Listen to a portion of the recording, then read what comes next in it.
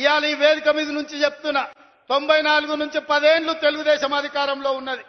2004 నుంచి 2014 వరకు 10 ఏళ్లు కాంగ్రెస్ అధికారంలో ఉన్నది రాజశేఖర రెడ్డి నాయకత్వంలో. 2014 నుంచి 2024 వరకు చంద్రశేఖరరావు ఈ తెలంగాణ రాష్ట్రానికి బీఆర్ఎస్ అధికారంలో ఉన్నది.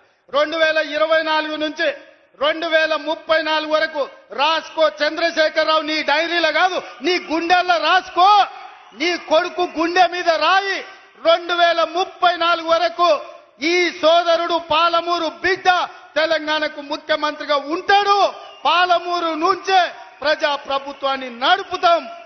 ఇది నా మాట. నువ్వు నీ గుండెల్లో రాసుకో చంద్రశేఖరరావు.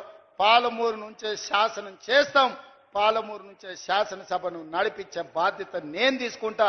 నువ్వు దుఃఖం వస్తుందో బాయిలో దుంకుతావో పెట్రోల్ పోసుకొని తగిలబెట్టుకుంటావో అది నీ ఇష్టం. కాకపోతే